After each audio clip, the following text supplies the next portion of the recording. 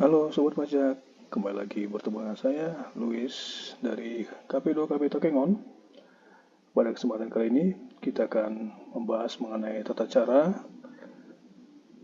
pengkreditan faktur pajak masukan dan juga pembuatan SPT PPN Pemungut bagi bendara instansi pemerintah melalui aplikasi Cortex.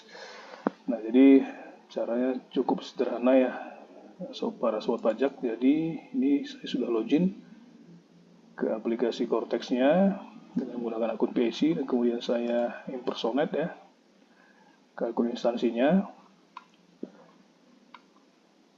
Nah, lalu muncul dia tampilan seperti ini ya. Jadi tinggal kita klik di menu e-faktur.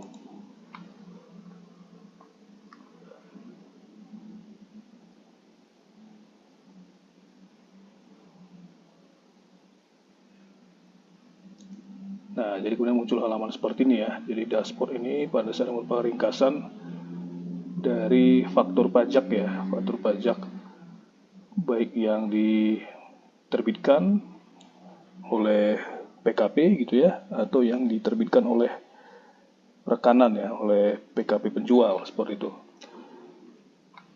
Nah, kalau kita lihat di sini, nah maka kita langsung ke menu pajak keluaran saja ya, menu pajak masukan maksud saya. Di menu pajak masukan, ini konteksnya adalah bendara instansi pemerintah yang melakukan pembelanjaan ya, pembelanjaan atau pembelian kepada rekanan yang berstatus sebagai PKP, pengusaha kena pajak yang memungut PPN dan menerbitkan faktur pajak, seperti itu. Nah, berhubung PPN-nya itu dipungut oleh bendara instansi pemerintah, maka faktur pajak masukannya itu kemudian akan dikreditkan dan dilaporkan nanti oleh bendara instansi pemerintah dalam SPT PPN Pemungut, dan kemudian atas PPN yang telah dipungut tersebut nanti akan distorkan oleh bendara instansi pemerintah melalui pembuatan kode billing atau melalui pemindahan buku deposit. Nah di sini kita lihat pajak masukan ya. Nah, di pajak masukan ini kita lihat di sini bahwa atas instansi pemerintah ini tidak ada data yang temukan. Yaitu tidak ada faktur pajak masukan yang diterbitkan oleh rekanan. Padahal sebenarnya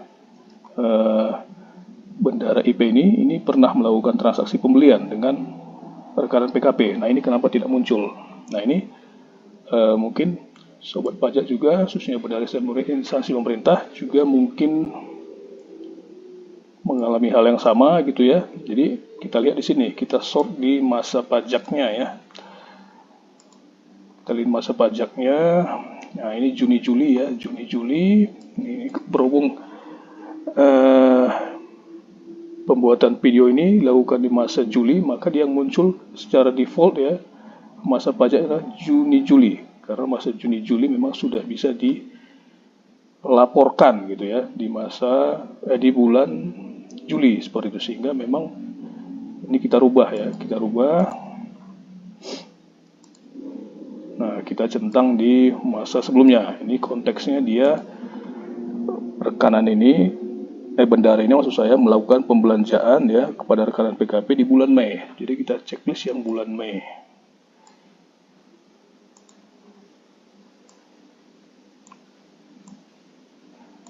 Nah, kemudian kita refresh.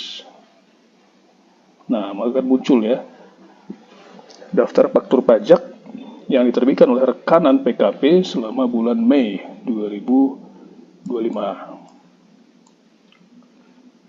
Nah, ini sudah muncul ya, faktur pajak sudah muncul seperti ini. Faktur pajak yang diterbitkan oleh rekanan dan statusnya di sini valid ya, valid.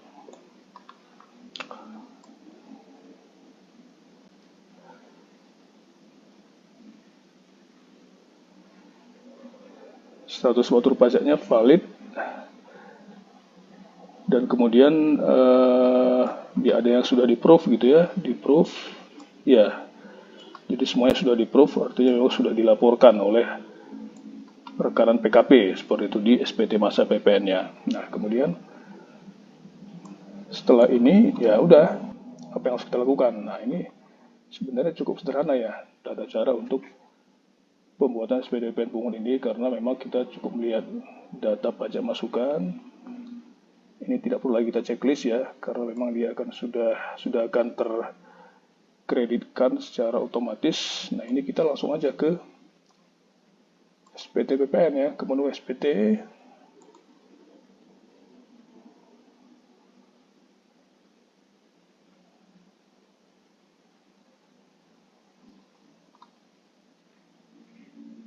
Nah, lalu di sini di daftar konsep SPT ini belum ada SPT PPN masa Mei 2025, sehingga kita buat konsep baru ya.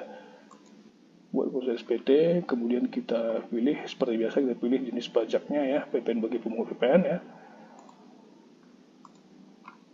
Kemudian masa pajaknya tadi Mei ya, karena memang faktur pajaknya itu dibuat atau tanggal faktur pajak itu adalah bulan Mei 2025. Nah, kemudian kita pilih masa Mei 2025.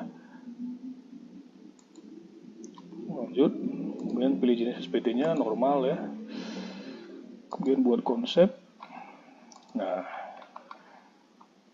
langsung tercreate dia ya, konsep SPT PPN pemungut masa pajak Mei 2025. Kemudian kita buka. Nah, jadi langsung muncul ya angkanya di sini. Jadi harga jual atau DPP-nya ya, kemudian DPP nilai lain, kemudian nilai PPN-nya ya, nilai PPN yang dipungut.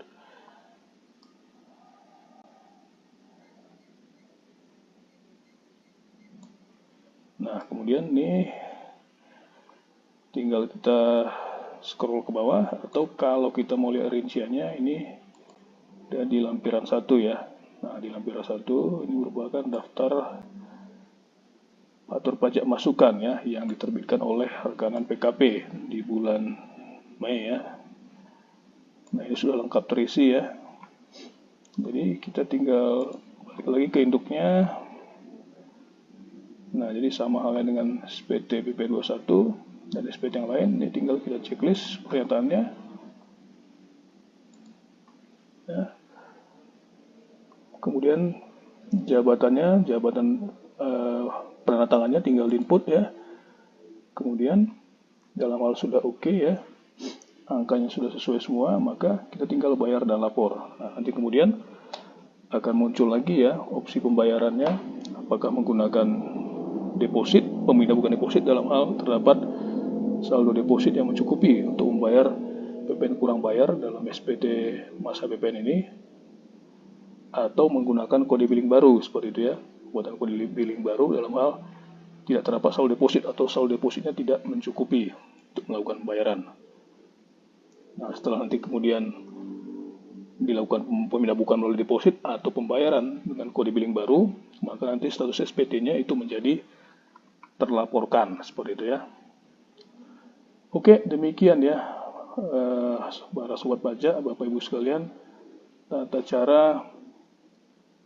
pengkreditan faktur pajak masukan dan juga pembuatan SPT PPN pemungut bagi bendara instansi pemerintah. Jadi cukup sederhana, cukup simple caranya, mudah-mudahan bisa dimengerti dan juga bermanfaat bagi Bapak dan Ibu sekalian. Terima kasih dan sampai ketemu lagi di konten atau video selanjutnya.